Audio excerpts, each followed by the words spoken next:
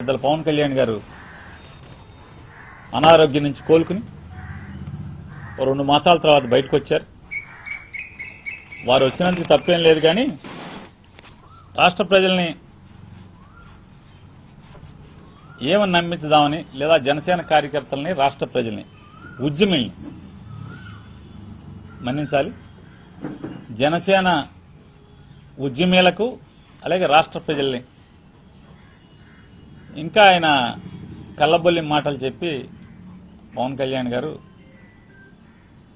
ఇంకా ఆయన ఏదో అపోజిషన్లో ఉన్నాడు అన్నట్టుగా, ఇంకా జగన్మోహన్ రెడ్డి గారి అధికారంలో ముఖ్యమంత్రిగా ఉన్నట్టుగా ఆయన ఆశాంతం మీటింగ్ అంతా సాగింది. ఆయన ఇంకా అపోజిషన్లో ఉన్నాడని, ఆయన జగన్ గారే సీఎంగా ఉన్నాడన్నట్టుగా ఇంకా మాట్లాడుతున్నాడు. ఆ మాటల్లో ఆయన ఏం చెప్తాడంటే, అసలు ఒక మాటకి వారికి పొంతన ఉండదు.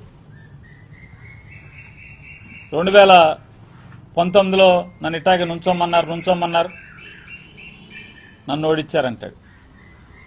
వెంటనే అంటాడు, 11 సీట్లకు పరిమితమైన వాళ్ళు వీళ్ళ మన మీద సెటైర్లు. మరి ఒక చోట కూడా గెలవని వాళ్ళు పవన్ కళ్యాణ్ గారు. మీరు 2019 నుంచి 24 దాకా జగన్ గారి మీద ఎన్ని మాటలు మాట్లాడారు, జగన్ గారి ప్రభుత్వం గురించి ఎన్ని సెటైర్లు వేశారు, ఎన్ని అసత్యాలు మాట్లాడారు. మరి మీ స్థితి ఏంటి? జగన్ గారు గెలిచాడు, 11 సీట్లు వచ్చినాయి, మీ మీద సెటైర్లు వేస్తున్నాడు. పోనీ అనుకోండి, వైఎస్ఆర్ కాంగ్రెస్ పార్టీ సెటైర్లు వేస్తుంది 11కి వచ్చి. మరి మాకు 11కి వస్తేనే అర్హత లేకపోతే, 175 చోట్ల పోటీ చేసి 1 చోట గెలిచి మీరు 2 చోట్ల ఓడిపోతే మీకు అర్హత ఉందా? మీకు ఎక్కడి నుంచి వచ్చింది అర్హత అన్న? మీకు ఆ రైట్ ఎక్కడిది? అంటే ఆయన ఏ మాటకి పొంతనుండదు.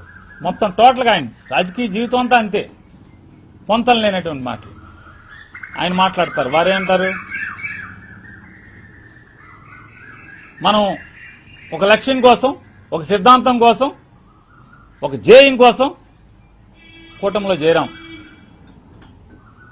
ఈ రాష్ట్రం కోసం చేరాం, ఈ రాష్ట్ర ప్రజల కోసం చేరాం, ఈ రాష్ట్ర బాగు కోసం చేరాం.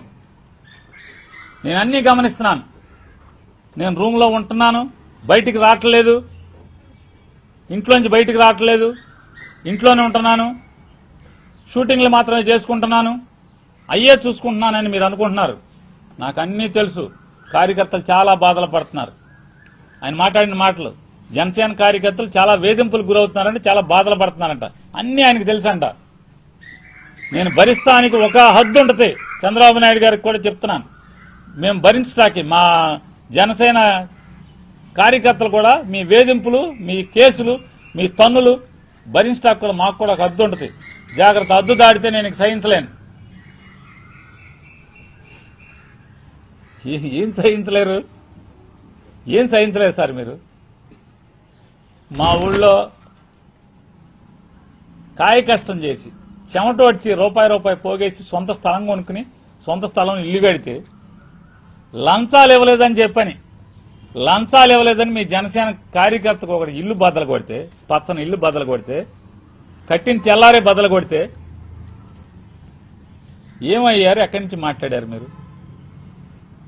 కనీసం కుల రవీంద్రకి ఫోన్ చేసి, బుద్ధి లేదా నీకు, అసలు ఇల్లు కొడతామంటే పచ్చని ఇల్లు, బుద్ధి లేదా అని చెప్పని అడిగారా మీరు? అంటున్నారు. ఎంతమంది కార్యకర్తలను తంతున్నారు, కీళ్ళెర కొడుతున్నారు, ముఖం బగల కొడుతున్నారు, ఇంటికి వెళ్లి కాళ్లు పట్టించుకుంటున్నారు. ఎక్కడ స్పందించారు సార్? లేదు కదా. కాకపోతే మీరు మీ ఇష్టం అది. కాకపోతే మీరు ప్రజలకు కూడా మీ మాట ఓన్లీ 4 గోడల మధ్య తలుపేసి ఎవరికి చూపించకుండా మీరు మాట్లాడుకుంటే ఎవరికి అభ్యంతరం లేదు. ప్రజలకు చూపిస్తున్నారు కదా మీరు, మీరు మాటలన్నీ కూడా. మరి మన కళ్ళ ముందేమో, సమాజం కళ్ళ ముందేమో ఈ రకంగా జనసేన వాళ్ళకి మామూలుగా ఎన్ని బాధలు, ఎన్ని నిజంగా వాళ్ళ జగన్ గారి గవర్నమెంట్ లో కూడా జనసేన వాళ్ళకి బాధలు లేవు. ఈ బాధలు లేవు అసలు. కానీ ఇవాళ పగోడి కూడా అవుతుంది. నిజంగా జనసేన కార్యకర్తలు పడుతున్నటువంటి బాధలు, వేధింపులు, మానసిక, అసలు ఆ బాధ మామూలు బాధ కాదు. అది పగోడికి కూడా రాకూడదు. మరి ఏమీ తెలనట్టు నేను ఊరుకోనంటున్నారు. మరి ఇవన్నీ ఎప్పటికి ఇంకా ఈ 5 ఏళ్ళు ఇంకా 3 ఏళ్ళు ఉంది, 3 ఏళ్ళు కూడా అప్పటికి తీస్తారా మీరు? సంతోషం, మాకేంది అది మీ ఇంటర్నల్ ఇష్యూ అనుకోండి, మీరు చూసుకోండి. ఇక ఆయన చెప్తారు, ఏమంటారు, మనం వెళ్ళి మహారాష్ట్ర వెళ్ళి ప్రచారం చేసి వస్తే 95% స్ట్రైక్ రేట్, మనం వెళ్ళిన చోట 95% గెలిచిందని చెప్తున్నారు. ఇక్కడ 100% స్ట్రైక్ రేట్ అని చెప్పారు. వారు ఇంకోటి కూడా చెప్పారు, మీలో ఆయన మాట్లాడింది, కార్యకర్తల ఉద్యమిల్లారా, మీలో సత్తు ఉంటే, సరుకు ఉంటే మీరు ఎదగాలి, మీరు నాయకత్వం, మీరు నాకెందుకైనా కుదరదు, మీరే బాగా ఎదగాలి, ఎమ్మెల్యేలు అవ్వాలి. 100% స్ట్రైక్ రేట్. అప్పుడు ఎవడాడు ఎమ్మెల్యేలు మీ దగ్గర గెలిచింది? నుంచున్నది ఎవడాడు? ఏనాడన్నా జెండా మోసారా? జనసేన జెండా ఇప్పుడు మోసారా? ఎవరికి ఇచ్చారండి మీరు టికెట్లు? ఎవరాళ్ళు?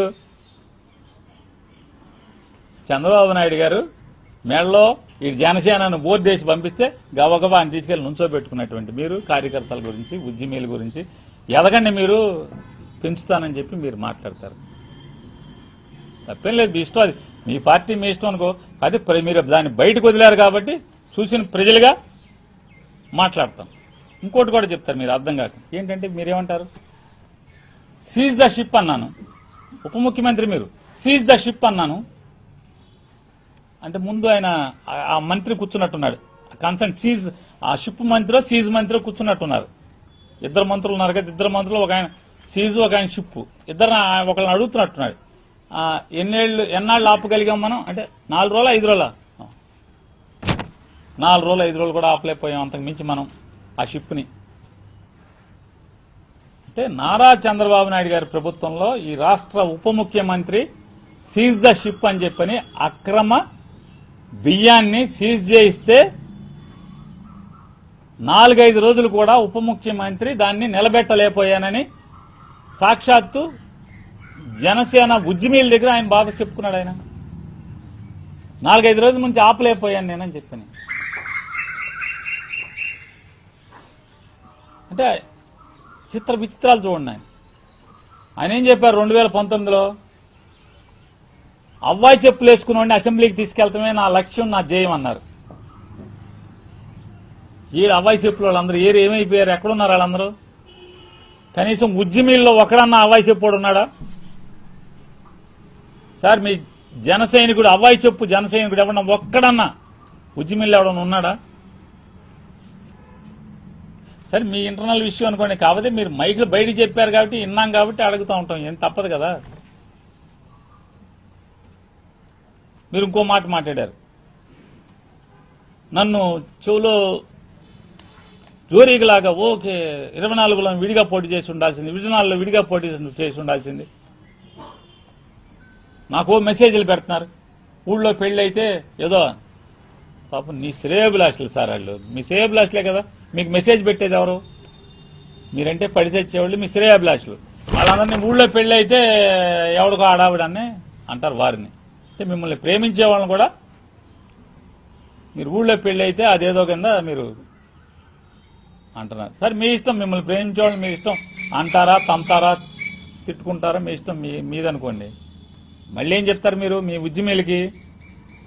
నేను జైలుకి వెళ్ళాను, నారా చంద్రబాబు నాయుడు గారు చూడంగానే జైలు నుంచి పలకరించి బయటికి రాగానే నాకు రోడ్డు కనపడింది, అప్పుడు దాకా బీజేపీని అడుగుతాను, నాకు రోడ్ మ్యాప్ ఇవ్వండి అని వాళ్ళు ఇవ్వలేకపోతున్నారు. నాకు జైల్లోంచి రాగానే రాజమండ్రి సెంట్రల్ జైలు తలుపు కాలు బయట పెట్టగానే ఎదురుగున్న రోడ్ మ్యాప్ కనపడింది, బయటకు వచ్చాను, మేము ముగ్గురం కలిసి పోటీ చేస్తున్నామని చెప్పాను, రాష్ట్రం అంతా అసలు అదిరిపోయింది, అది ఇది అని చెప్పారు. సరే ఇది తప్పు సార్. మీరు 2022 ఇప్పటం సభలో మీరు చెప్పారు, ముగ్గురు ఓట్లు చీలనివ్వను జగన్మోహన్ రెడ్డికి వ్యతిరేకంగా, బీజేపీని టీడీపీని నేను కలిసి వెళ్ళాలి, మనకు అది లేదు, మనకి ఇది లేదు, సరుకు లేదు, సత్తా లేదు, మీరు రెచ్చిపోబాకండి అని చెప్పని మీరు ఆ సభలోనే చెప్పారు. 2020 మార్చిలో మీరు అంటే జగన్ గారు ఎక్కిన 2 ఏళ్లకే మీరు మేమంతా కలిసి వెళ్తామని చెప్పి జైలు నుంచి తలుపు తీయగానే, రాజమండ్రి తలుపు తీసి కాలు బయటెట్టంగానే రోడ్ మ్యాప్ కనపడిందని ఇవాళ మీరు చెప్తే, సార్ ఇవన్నీ పవన్ కళ్యాణ్ గారు ఈ ప్రభుత్వం ఒక దివాళాకోరు ప్రభుత్వం. 2 ఏళ్లు 24 మాసాలు.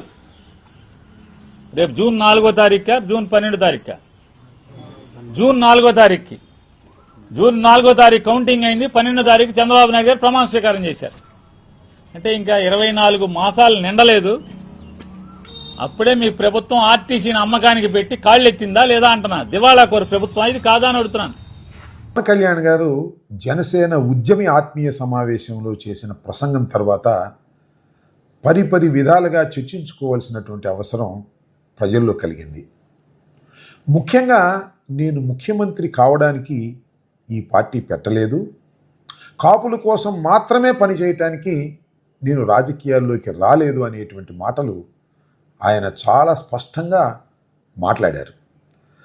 చాలా చిత్రమైన రాజకీయ పార్టీగా నేను దీన్ని భావిస్తున్నాను. ఎందుకంటే ప్రపంచంలో ఏ రాజకీయ పార్టీ కూడా ఇలా ప్రవర్తించదు. దానికి కారణం ఏమిటంటే ఏ రాజకీయ పార్టీ పెట్టినా అది చిన్న చితక ఏదైనా సరే రాజ్యాధికారం రావాలని, రాజ్యాధికారం వచ్చిన తర్వాత తాము అనుకున్నటువంటి సిద్ధాంతాలను, సంక్షేమ కార్యక్రమాలను ప్రజలకు ఉపయోగపడే విధంగా అమలు చేసి మంచి పేరు తెచ్చుకోవాలనే ఉద్దేశంతోనే ఏ రాజకీయ పార్టీ అయినా పెడతారు. మరి ఏంటో నాకు ఇది చాలా విచిత్రంగా ఉంది. అంతేకాదు నక్సలైట్లు వాళ్ళు రాజకీయ పార్టీ పెట్టినా తుపాకీ గొట్టం ద్వారా రాజ్యాధికారం సాధించాలని తపన పడతారు. ఒకసారి రాజ్యాధికారం వస్తే ప్రజలకు ఏ విధంగా సేవ చెయ్యాలి అని ఆలోచనతోనే ఎవరైనా రాజకీయ పార్టీ పెడతారు. కానీ చిత్రం, ప్రపంచంలోనే ఇంత అరుదైన రాజకీయ పార్టీని బహుశా ఎవ్వరు చూసి ఉండరు. కారణం ఏంటంటే మేము అధికారంలోకి రావడం కోసం రాజకీయ పార్టీ పెట్టలేదు అనేటువంటి మాట పవన్ కళ్యాణ్ గారు చెప్పేశారు. మరి దేనికి రాజకీయ పార్టీ పెట్టారు? ఇది ప్రశ్న. ప్రజాసేవ చేయడానికి రాజకీయ పార్టీ పెట్టారా? ప్రజాసేవ చేయడానికి రాజకీయ పార్టీ పెట్టాల్సిన అవసరమే లేదు. ఎన్జిఓ, నాన్ గవర్నమెంట్ ఆర్గనైజేషన్, ఒక సేవా సంస్థ పెట్టొచ్చు. అన్యాయం మీద పోరాటానికి కూడా సేవా సంస్థ పెట్టొచ్చు. రాజకీయాల్లోకి రావాల్సిన అవసరం లేదు, పోటీ చేయాల్సిన అవసరం లేదు, గెలవాల్సిన అవసరం లేదు, శాసనసభకి పార్లమెంటుకు వెళ్ళవలసిన అవసరమే లేదు. రాజ్యాధికారం సాధించటం కోసమే రాజకీయ పార్టీలు పెడతారు దేశంలో, మానవ సమాజంలో. కానీ భలే విచిత్రం అండి. మన పవన్ కళ్యాణ్ గారు రాజకీయ పార్టీ పెట్టింది రాజ్యాధికారం కోసం కాదని ఆపేశాడు. మరి దేనికోసం పెట్టాడు? ఎవరి కోసం పెట్టారు? ఎవరి కోసం అనేది ఇక్కడ ప్రశ్న. దానికి కూడా సమాధానం చెప్పేస్తే పోయేది. దానికి మాత్రం ఆయన సమాధానం చెప్పేటటువంటి పరిస్థితులు లేడు. ఇది చాలా దురదృష్టకరమైన, ప్రమాదకరమైన రాజకీయాలుగా నేను భావిస్తున్నాను. ఇలాంటి రాజకీయాలను ప్రజలు యాక్సెప్ట్ చేయకూడదని కూడా నేను వారికి విజ్ఞప్తి చేస్తున్నాను. ధన్యవాదాలు.